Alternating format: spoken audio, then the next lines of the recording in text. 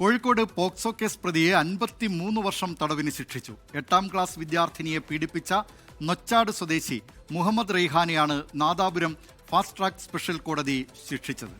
വിവരങ്ങളുമായി കോഴിക്കോട് നിന്ന് ദിലിഷ തിലകൻ ചേരുന്നു. ദിലിഷ, എന്തൊക്കെയാണ് ഈ വാർത്തയുടെ വിശദാംശങ്ങൾ? ദിലീപ്, 2023 ഈ കേസിനാസ്പദമായ സംഭവം. അതായത് 2023 ഓഗസ്റ്റ് മാസത്തിൽ ഈ പ്രതി ഈ പെൺകുട്ടിയെ ഓഗസ്റ്റ് മാസം 14, 19 തീയതികളിലായിട്ട് 2 ദിവസങ്ങളിലായിട്ട് പെൺകുട്ടിയുടെ വീട്ടിൽ അതിക്രമിച്ച് കയറി ലൈംഗിക അതിക്രമത്തിന് ഇരയാക്കി എന്നതാണ് പരാതി. ഹോട്ടൽ തൊഴിലാളിയാണ് പ്രതി. ഇയാൾ അസുഖബാധിതനായിട്ട് ചികിത്സയിൽ പോയിരുന്ന സമയത്താണ് ഈ പെൺകുട്ടിയെ പീഡനത്തിന് ഇരയാക്കുന്നത്. ഈ പെൺകുട്ടി സ്കൂളിലെ അധ്യാപികയോട് വിവരം പറയുകയും ഈ അധ്യാപിക മുഖേന ചൈൽഡ് ലൈനിൽ വിവരം അറിയിക്കുകയുമായിരുന്നു. ശേഷം കുട്ടിയുടെ മൊഴി സ്കൂളിൽ വെച്ച് പോലീസ് രേഖപ്പെടുത്തുകയായിരുന്നു. പേരാമ്പ്ര പോലീസ് രജിസ്റ്റർ ചെയ്ത കേസാണ്.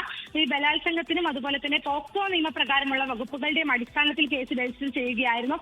2024 ഫെബ്രുവരി 28 മുതൽ ഈ പ്രതി വിചാരണ തടവുകാരനായി കഴിഞ്ഞു വരികയായിരുന്നു. പലതവണ ജാമ്യാപേക്ഷ നൽകിയിരുന്നെങ്കിലും കേസിന്റെ ഒരു ഗൗരവം കണക്കിലെടുത്തും അതുപോലെ തന്നെ പ്രോസിക്യൂഷന്റെ ഭാഗത്തിന്റെയും എല്ലാം അടിസ്ഥാനത്തിൽ ജാമ്യം നിഷേധിക്കുകയായിരുന്നു. മാത്രമല്ല കേസിൽ പ്രോസിക്യൂഷൻ ഭാഗത്തു നിന്ന് 13 സാക്ഷികളെ വിസ്തരിക്കുകയും 21ഓളം രേഖകൾ ഈ കേസിൽ ഹാജരാക്കുകയും ചെയ്തിട്ടുണ്ട്. ഈ ഒരു കേസിലാണ് ഇപ്പോൾ 53 വർഷം തടവ് ഈ പ്രതിക്ക് വിധിച്ചിരിക്കുന്നത്. 53 വർഷം കഠിന തടവും 2,10,000 രൂപ പിഴയുമാണ് നാദാപുരം കോടതി വിധിച്ചിരിക്കുന്നത്. ദിലീപ്, കോഴിക്കോട് പോക്സോ കേസ് പ്രതിയെ 53 വർഷം കഠിന തടവിന് ശിക്ഷിച്ചു. 8ാം ക്ലാസ് വിദ്യാർത്ഥിനിയെ പീഡിപ്പിച്ച നൊച്ചാട് സ്വദേശി മുഹമ്മദ് റെയ്ഹാനെയാണ് നാദാപുരം ഫാസ്റ്റ് ട്രാക്ക് കോടതി ശിക്ഷിച്ചത്.